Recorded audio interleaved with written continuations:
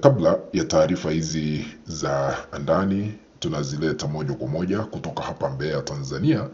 Ikiwa wewe ni mgeni, chukua sekunde moja tu, nyeza batoni ya subscribe, washa kengele ili kuendelea kupata taarifa hizi kemkem kila wakati. Cha muhimu cha kuzingatia na kuomba tu ukaweze kutukabidhi like, kuna alama ya kidole hapa chini mwa kanda, bonyeza hiyo alama ya kidole kama njia moja kutukabidhi like na karibu. Hatimaye rais wetu hapa Tanzania Samia Suluhu Hassan amekasirika na kumuondoa mamlakani makamu wake Emmanuel Nchimbi. Kivipi? Nitakueleza. Juzi kuna maneno ambayo Nchimbi aliyoyatoa na yameonekana kumkasirisha Samia Suluhu Hassan ambaye ni mkubwa wake. Wakati Emmanuel Nchimbi alikuwa kule Dodoma wakati wa kongamano la vijana kuadhimisha miaka 104 ya kuzaliwa kwa rais wa awamu ya kwanza hapa Tanzania hayati Julius Nyerere, Nchimbi alisema ya kwamba viongozi wanapaswa kutambua kuwa dhamana wanayopewa ni kwa ajili ya kuwatumikia wananchi na si kwa manufaa yao binafsi. Matamshi hayo yakaonekana yanamlenga Samia Suluhu Hassan kwa sababu Nchimbi aliweza kusisitiza na kusema kosa kubwa linalofanywa na viongozi sasa hivi Tanzania ni kutumia vibaya imani wanayopewa na wananchi kwa kujinufaisha wao wenyewe badala ya kutumikia maslahi ya nchi ya Tanzania.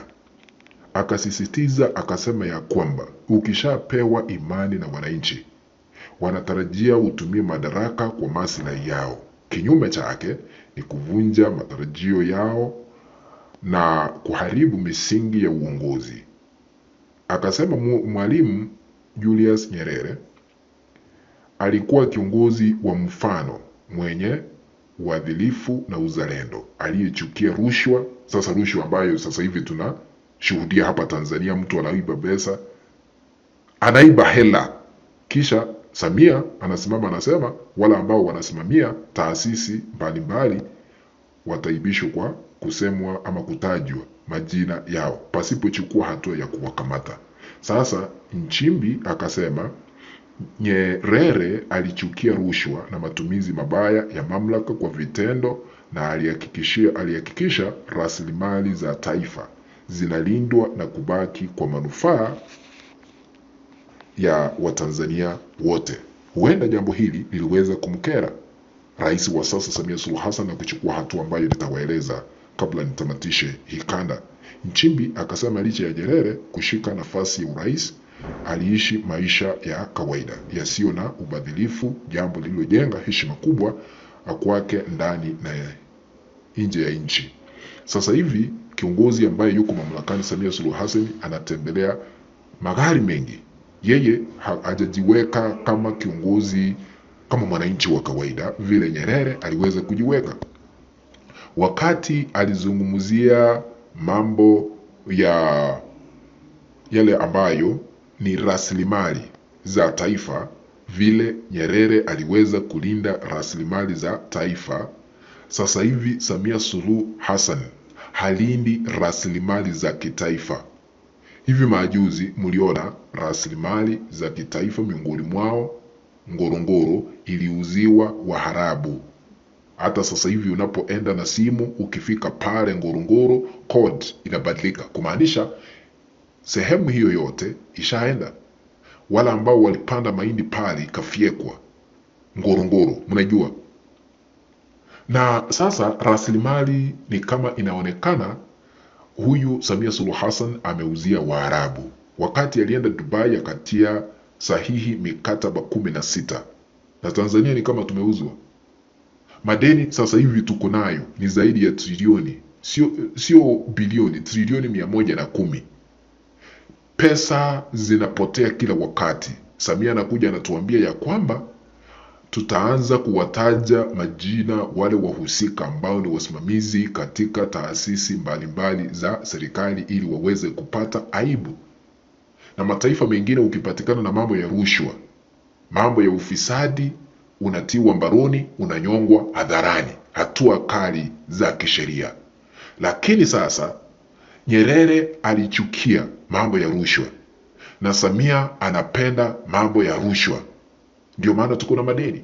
Sasa ni hatua ipi ambayo imeweza kuchukuliwa na Samia Suluhu Hassan? Sasa maneno yote ambayo Nchimbi alizungumza wakati wa kuadhimisha kuzaliwa kwa Nyerere miaka 104 kule Dodoma, maneno yote aliyoyazungumza pale yaliwekwa katika gazeti la serikali.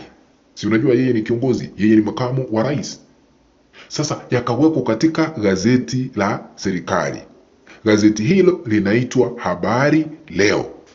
Sasa Samia hatimaye ameona hayo yote yamewekwa katika gazeti la serikali, amemuondoa Nchimbi mamlakani kivipi? Ameenda ametoa agizo, habari zote za makamu wa rais Emmanuel Nchimbi aliyoyasema kule Dodoma zifutwe mara moja kutoka gazeti la serikali. Sasa tumeenda katika mitandao, hiyo imefutwa.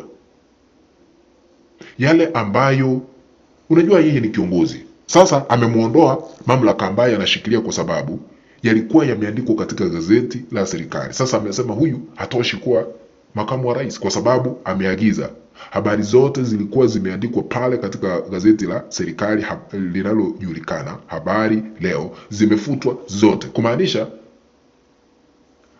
huyu Emmanuel Nchimbi sio kiongozi ambaye ni mkubwa, habari zake zinatolewa. Amri hiyo ilitoka kule Chamwino, Ikulu hapa Dodoma. Sasa kuna vita vikali kati Emmanuel Nchimbi na Samia Suluhu Hassan sasa hivi. Hatujui tuende wapi. Na Nchimbi ameonekana kusimamia uwazi, jambo ambalo Samia Suluhu Hassan halitaki kuliona.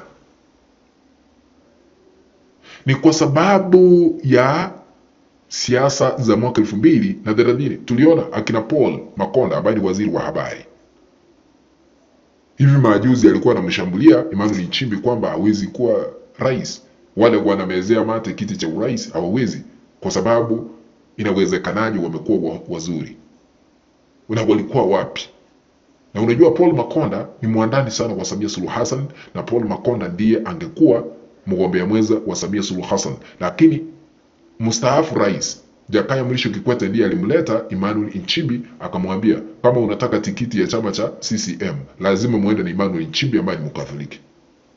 Wakaenda na yeye pamoja, lakini roho ya Samia Suluhu Hassan kibinafsi, yeye alikuwa anataka Paul Makonda. Ndio wanataka kuhakikisha kwamba wamemuondoa huyu Nchimbi kutoka wadhifa ambao anashikilia, ili Paul Makonda apandishwe ngazi awe makamu wa rais hapa Tanzania.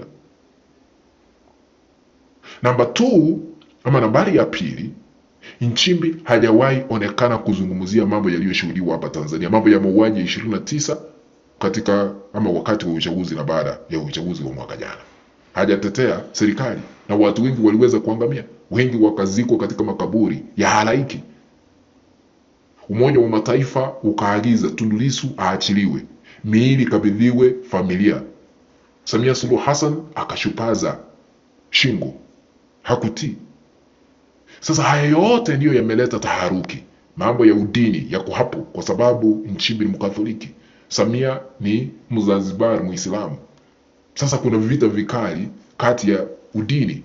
Yule mjamaa Muislamu ambaye alizungumzia vyombo vya habari akasema ikiwa mtakosea heshima Samia Suluhu Hassan tutakatana vichwa. Hajawahi chukuliwa hatua mtetezi wao Muislamu.